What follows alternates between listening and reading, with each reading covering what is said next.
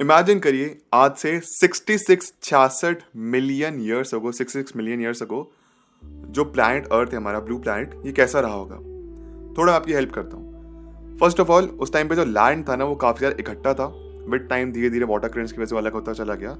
Exactly कैसा रहा था वो तो थोड़ा भी डिपिक्ट करना डिफिकल्ट है, बट काफ़ी ज़्यादा जो हमारा प्लैनेट का लैंड है वो एक साथ रहा होगा। उस टाइम पे जंगल थे, कार्बन डाइऑक्साइड थी ऑफकोर्स थी, लेकिन ग्लोबल वार्मिंग नहीं थी और ऐसे कुछ एलिमेंट्स नहीं थे या फिर ऐसे कुछ पॉल्यूटेंट्स नहीं जिसकी वजह से एक प्लैनेट का नुकसान हो सकता है जैसे हम अक्सर करते हैं, ह्यूमंस हम करते हैं। ऐसा नहीं था। जानवर थे, जंगली जानवर थे, जंगली घास फूस फल सब्जियां ये सब थे, और प्रेडेटर्स थे यानी कि डायनासोर्स। इमेजिन करिए कि अगर डायनासोर्स आज होते तो क्या हम ह्यूमंस उनके साथ सर्वाइव कर पाते। इसका एग्जाम्पल हम जुरासिक पार्क जैसी फिल्म से, फिर किंग कॉन्ग जैसी फिल्म से देख सकते हैं। नहीं कर पाते हम ह्यूमंस मे बी विट। पहली बात तो अगर हम ह्यूमंस अगर डायनासोर हमसे पहले से होते तो हमको खा जाते, हम इवॉल्व भी नहीं हो पाते। उसके लिए ह्यूमंस को जिंदा रहना जरूरी है। तो डायनासोर्स के होने की वजह से हम ह्यूमंस तो शायद नई जगह बना पाते अपनी, मे ही बना पाते तो छोटी सी कोई सिविलाइजेशन होती और वो अक्सर अपने आप को बचाने में उनकी लाइफ निकल जाती, स्ट्रगल करने में निकल जाती कि हमको सर्वाइव करना है डायनासोर। और डायनासोर बहुत ज्यादा थे अर्थ पे, ये उन्हीं का प्लैनेट था। फिर 66 मिलियन ईयर्स अगो होता ये है कि एक एस्ट्रॉइड गिरता है अर्थ पे जिसका डायमीटर कुछ 10 to 15 किलोमीटर माना जाता है। माउंट एवरेस्ट से थोड़ा सा कम, माउंट एवरेस्ट का लगभग 19.3 किलोमीटर के आसपास है। माउंट एवरेस्ट से थोड़ा सा कम उसका डायमीटर 10 to 15 किलोमीटर का। एंड वो अर्थ पे ऐसा इम्पैक्ट डालता है कि बिलियंस ऑफ टाइम्स आप कंपेयर कर सकते, बिलियंस ऑफ टाइम्स कंपेयर करेंगे ना आप, हिरोशिमा पे जब एटॉमिक बॉम्ब गिरा था, बिलियंस ऑफ टाइम्स उसे कंपैरिजन में ज्यादा एक्सप्लोजन हुआ था अर्थ पे, उससे ज्यादा इम्पैक्ट पड़ा था। 75% ऑफ द पॉपुलेशन उस टाइम पे जो थी खत्म हो गई थी। 75%। सुनामी आए थे, अर्थक्वेक आए थे, डस्ट स्टॉर्म, एंड अर्थ की हालत बहुत खराब, न्यूक्लियर विंटर आ गया था। बहुत बहुत ज्यादा खराब थी अर्थ की हालत। उस टाइम पे सरवाइव करना इम्पॉसिबल था, बट फिर भी कुछ स्पीशीज थे ऐसे जो कि सरवाइव कर पाए। एंड ऐसा कहते हैं कि जो टीरेक्स और डायनासोर है वो इवॉल्व कर करके आज जो हम चिकन्स या फिर मुर्गियाँ देखते हैं या रूस्टर्स देखते हैं वो कुछ वैसे उन्हीं का इवॉल्व होते होते ऐसे हैं। I am not sure about that, but this just a mayor theory. उस एस्ट्रॉइड का नाम दिया गया चिक्सुलप एस्ट्रॉइड। बेसिकली ये नाम दिया गया है कि मेक्सिको में एक क्रेटर है, एक जगह है, वो उसका डायमीटर कुछ 150 किलोमीटर के आसपास का है। एंड ऐसा माना जाता है कि जो चिक्सुलप जो एस्ट्रॉइड जो अर्थ पे गिरा था वो यहीं पे गिरा था मेक्सिको में। इसका इम्पैक्ट इतना बड़ा था कि पूरी अर्थ इफेक्ट हुई थी इससे। और चिक्सुलप जगह है वो मेक्सिको पेनिनसुला में, उसी के नाम पे इस एस्ट्रॉइड का नाम भी दिया गया। 15 किलोमीटर्स का और उसका डायमीटर बना 150 किलोमीटर्स एंड पूरी अर्थ पे इम्पैक्ट पड़ा। न्यूक्लियर विंटर हुई, डायनासोर्स मरे, धीरे धीरे नई स्पीशीज ने जन्म लेना शुरू किया, अर्थ थोड़ी हैबिटेबल हुई। धीरे धीरे करते करते फिर हम जन्मे, ह्यूमंस आए। तो सब कुछ कोइंसिडेंस रहा है। एस्ट्रॉइड नहीं करता तो हम ह्यूमंस नहीं जिंदा हो पाते, ये अर्थ वैसी इवॉल्व नहीं हो पाती, शायद अभी भी जंगल वंगल ऐसे ही होते। कुछ कोइंसिडेंस, मे बी कोइंसिडेंस था फिर किसी ने पर्पसली भेजा था। यहाँ पे डिस्कस करते हैं शायद पर्पसली भेजा था।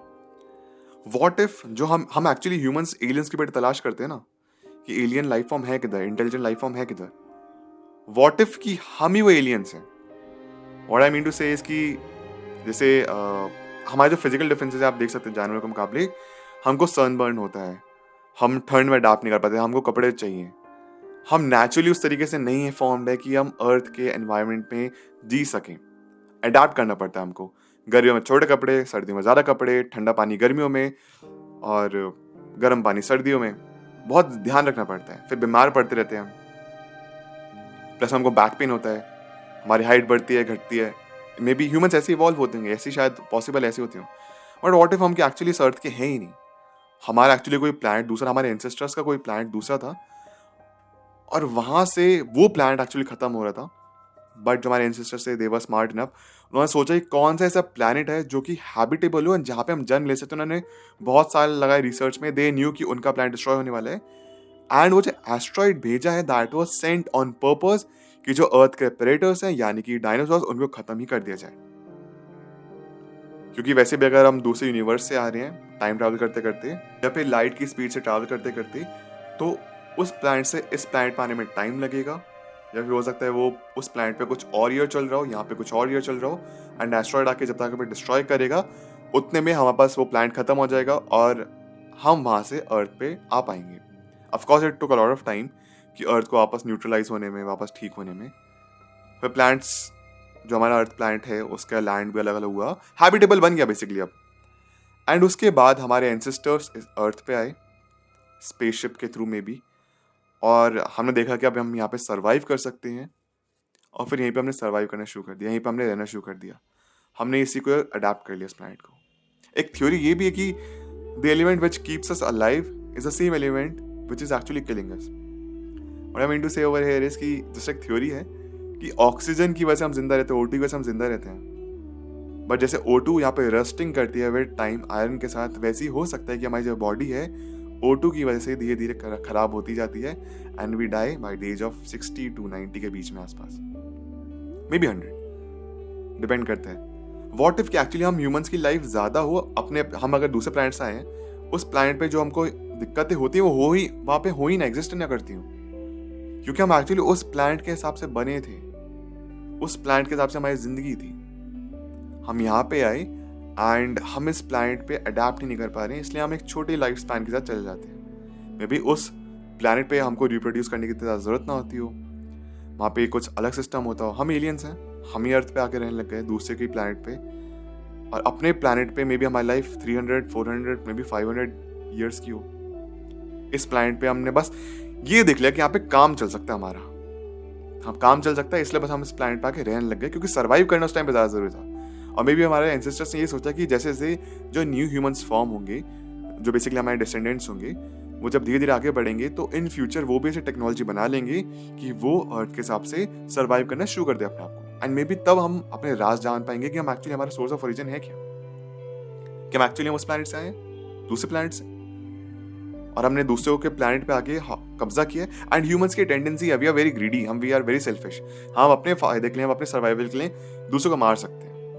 एंड वैसे भी अगर हम जानवरों के साथ कंपेयर किया जाए अपने आप को, तो हम ज़्यादा कॉम्प्लेक्स प्रॉब्लम को सॉल्व कर सकते हैं, हम ज़्यादा अडेप्टेबल हैं, हमें चीज़ें बहुत जल्दी सीखते हैं, हमको आर्ट समझ आता है, हमको क्राफ्ट समझ आता है, हम चीज़ें बना पाते हैं, हम कुछ ऑब्जर्व करते हैं एंड उसका हम कुछ सॉल्यूशन भी निकालते हैं। फॉर इंस्टेंस हमने ग्रेविटी के बारे में जाना, तो उससे फिर हमें चीज़ें और डिस्कवर करी, बहुत सारे लॉज बने, न्यूटन के लॉज बने, तो हमने बेसिकली ग्रास्पिंग पावर हमें काफ़ी बड़ी है, हम जल्दी सीखते हैं चीज़ों को, अडॉप्ट करना शुरू करते हैं। जानवरों में नहीं देखा जाता है चीज़ें, मे बी ये जो प्लैनेट है जानवर को ही था, वो इस प्लैनेट के हिसाब से ही बने थे, हम गलत प्लैनेट पे आके रहने लग गए। पैनस्पर्मिया थ्योरी है जो यही कहती है कि हम एक्चुअली ह्यूमंस दूसरे प्लैनेट से आए हैं, और ये प्लैनेट हमारा कभी था भी नहीं। Of course we have evidences, ancient अपने इंडियंस और ग्रीक, बहुत सारी एविडेंसेस मिलते हैं कि हम कैसे इवॉल्व हुए विद टाइम, बंदरों से इंसान बने।